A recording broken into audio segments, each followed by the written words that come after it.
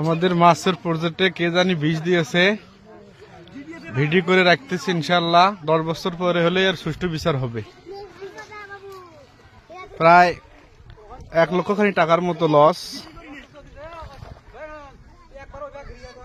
থানার মধ্যে already GD করা শেষ হয়েছে, আগেরই জিডি আছে। যদি এই ব্যক্তিকে সঠিকভাবে পরিচয় পাওয়া যায় তাহলে ইনশাল্লাহ 10 বছর পর হলেও এর বিচারটা সুষ্ঠুভাবে হবেই। আর আমরা যাকে সন্দেহ করেছি, এই সন্দেহ তালিকায় যারা আছে ওদেরকে দ্রুত আইনের আওতায় নিয়ে আসার জন্য অনুরোধ করছি। সম্মানিত ভিউয়ার্স, এই যে আমাদের মাছের প্রজেক্ট, প্রায় 1.5 লক্ষ টাকা দিয়ে প্রজেক্টটা কেনা ছিল। আমাদের বার্ষিক একটা ইনকাম সোর্স ছিল,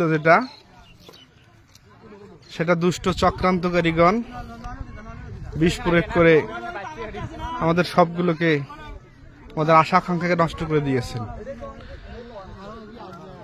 আপনারা দেখতে পাচ্ছেন ভিডিওর মধ্যে সকালেই মাছ মারতেছে।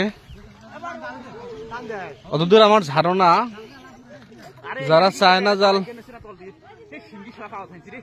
আমাদের পুকুরের পাশ দিয়ে প্রতিদিন মাছ মারত তাদেরকে নিষেধ করার পরে এই ঘটনাটা ঘটেছে। আমি মনে করি ওই চায়না জাল লোকেরা, তাদেরকে মানা করা হয়েছিল, তারা এই কাজটা করেছে। আমি সম্মানিত প্রশাসকের দৃষ্টি আকর্ষণ করছি, তারা যেন এর সুষ্ঠু তদন্ত করে এবং আমাকে এর সুষ্ঠু বিচার পাইতে সহযোগিতা করে।